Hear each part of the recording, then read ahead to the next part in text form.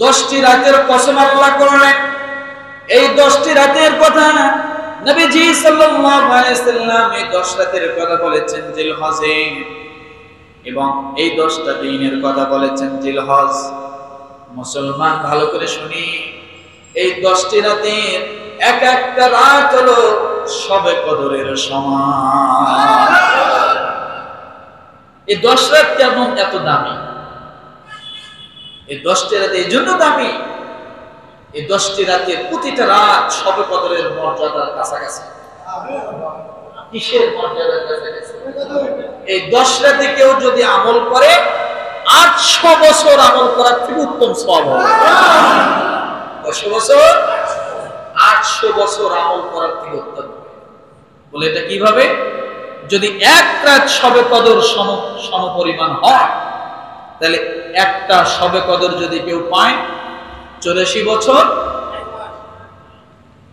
4 মাস আমল করার সময়। এখন এই 84 বছর আপনি 80 বছরকে দিয়ে 10টা রাত নেন, কত হয়? 800। তাহলে এক রাত 84 বছর সমান। তাহলে 10টি রাত যদি কেউ আমলে জুড়ে শুধু রাতের আমল করে, সে 800 বছর আমলের থেকে উত্তম সওয়াব। এত দাম। আমার ভাইরা, এই জিলহজ মাস কেন এত দামি? এক নম্বরে জিলহজ মাস হলো আল্লাহর মাস। কার মাস? ইন্না ইদ্দাতাশ শুহুরি ইনদাল্লাহি 12 শাহরান ফি কিতাবিল্লাহি ইয়াওমা খালাকাস সামাওয়াতি ওয়াল আরদা মিনহা আরবাআতুন হুরুম। 4টি মাস যে আল্লাহর সম্মানিত, তার মধ্যে জিলহজ মাসটাও কি আল্লাহর কাছে? এটা আল্লাহর মাস, এটা আল্লাহর কাছে সম্মানিত মাস। সূরা তাওবা আয়াত 36। এরপর আমার ভাইরা, মাসের দিক থেকে রমাদান শ্রেষ্ঠ আমাদের জন্য। মাসের দিক থেকে আমাদের জন্য কি রমাদান শ্রেষ্ঠ। দিনের দিক থেকে জিলহজের প্রথম 10 দিন হলো শ্রেষ্ঠ। এরপরে দুনিয়ার দিক থেকে শ্রেষ্ঠ দিন হলো প্রথম 10 দিন জিলহজের। এরপরে বছরের দিক থেকে শ্রেষ্ঠ 10টি রাত হলো রমাদানের শেষ 10 রাত, বছরের দিক থেকে বলছি। এরপরে আর বছরের শ্রেষ্ঠ দিন হলো জিলহজের প্রথম 10 দিন। জিলহজের প্রথম 10 দিন 10 রাত নিয়ে আল্লাহ তাআলা কসম করেছেন, সুবহানাল্লাহ। 10টি দিন 10টি রাত নিয়ে আল্লাহ কি করেছেন? কসম করেছেন। এরপরে জিলহজের প্রথম 10টি রাত, প্রতিটি রাত শবে কদরের সমান। তিরমিজি হাদিস নাম্বার 758। প্রতিটি রাত শবে কদরের সমান। এরপরে 13 দিনের ভিতরে, এই জিলহজের প্রথম 13 দিনের ভিতরে জিকির আছে না নাই? আছে না নাই? এই 13 দিনের ভিতরে জিকির আছে। এরপরে এই 10 দিন এর ভিতরে আরাফার একটা দিন আছে। কি আছে বলেন? জিলহজের প্রথম 10 দিনের ভিতরে কি আছে? আরাফার দিন আছে। এই দিনটা ইয়াউমুল আরাফা। প্রতিটা দিনের একটা রাত, কিন্তু এই দিনের 2টা রাত।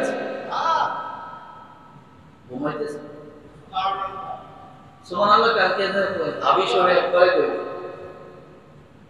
মন মরা কেন? প্রতিটা দিনের রাত কয়টা? জোরে একটা। কিন্তু ইয়াউমুল আরাফা, এই দিনটার রাত হলো 2টা। এই দিনটা আগের রাতটাও পায়, এই দিনটা পরের রাতটাও পায়। সুবহানাল্লাহ। মনে থাকবে আমার ভাইরা? এই 10 দিনের আমলে বেশি বেশি করে আমরা নফল আমল করব।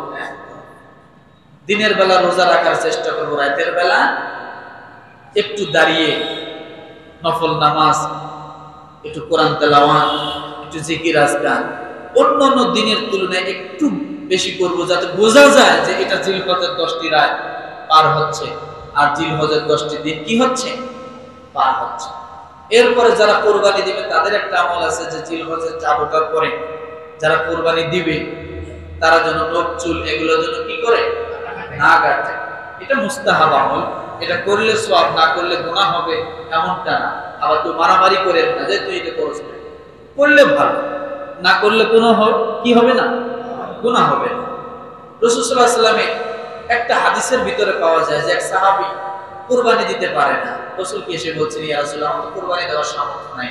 তখন রাসূল বলছে যে তুমি জিলহজের এই 10 দিনে তুমি নকসুল কেটো না, ঈদের দিন নামাজের পরে তুমি নকসুল কেটো, হয়তোবা তুমি একটা কুরবানির সওয়াব পেলে। তাহলে বোঝা গেল একটু হলেও গুরুত্ব কি আছে। আমল তো করতে অসুবিধা নাই, কথা ঠিক না? আমলের নিয়তে করতে কি নাই, অসুবিধা নেই। বেশি বেশি করে রোজা রাখবো, পারবো না ইনশাআল্লাহ? নফল নামাজ, কিয়ামুল লাইলে রাতে নামাজ পড়বো, কোরআন তেলাওয়াত বেশি বেশি করে করবো। এরপরে তাকবীর ধ্বনি এই 10 দিন বেশি বেশি করে পাঠ করবো, কারণ তাকবীরের সময় হজের মূল সব তাকবীর দিচ্ছে না। তো এই জিলহজের 10 দিনে আমরা বেশি বেশি করে কি দেব বলেন, তাকবীর দিব। এরপরে এই দিনগুলো যেমন গুরুত্ব, এই রাতগুলো যেমন গুরুত্ব, এই দিন রাতের প্রতিটা সময় মুহূর্তটাও গুরুত্ব, প্রতিটা কাজ আমলের কাজগুলো কি গুরুত্ব। এই দিনগুলোতে বেশি বেশি করে দান করব, পারবো না? আর বেশি বেশি করে দোয়া করব, পারবো? বেশি বেশি করে কি করব, দোয়া করব, মনে থাকবে ইনশাআল্লাহ। তারপরে বিশেষ করে হজের দিন যেগুলো আসবে, আরাফার দিন, এদিন বেশি বেশি করে কালেমা শাহাদাত বেশি বেশি করে পাঠ, পারবো না? আর সবচাইতে যে বিষয়টা সেটা হলো 9 জিলহজ থেকে নিয়ে কি 13 জিলহজ পর্যন্ত কি আমল আছে, তাকবীর ধ্বনি আছে না, তাকবীর ধ্বনি আছে, এগুলো বেশি বেশি করে করব। আর এই জিলহজের মধ্যে কি আছে, কুরবানিও, কুরবানি নাই? কথা বলেন, কুরবানি আছে।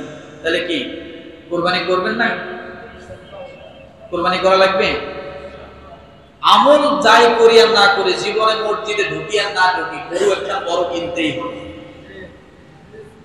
কথা বোঝেন নাই? কি কিনতে হবে? গরু একটা কিনতেই হবে। গরু না কিনলে হবে? তাহলে গোশত খাবে কেনা? রাগ করেন না। 14 নাম্বারি টাকা, 2 নাম্বারি টাকা সব দিয়ে দিয়ে বড় বড় গরু আনি শোডাউন করে এলাকার মধ্যে, আমি বড় গরু আনছি। কথা ঠিক না? খালি মইরা দেখো আল্লাহ পেট ফুটো করবে। হারাম খায়া 12 মাসি পেট, এই পেট খালাস হয় না। হারামের পেট কি হয় না? জোরে বলেন। হারামের পেট কোনোদিন খালাস হয় না, এটা আরো বাড়ে, এটা খালাস হয় না। মরার পরে ফুলে ফুলে এরপরে বাষ্ট হয়, তারপরে এটা কমে যায়। মরা ছাড়া এটা কি হয় না, সহজে কমে না, এটা খালাস হয় না। হারামের পেট এটা 12 মাসি পেট। রাগ করলেন না? হ্যাঁ আমার ভাইরা, আজকে মূল আলোচনায় আমি এখন আসলাম। জিলহজের আমলের কথা শেষ হয়ে গেল। আমল করবেন তো? কি বলেন? আজকে আলোচনার বিষয়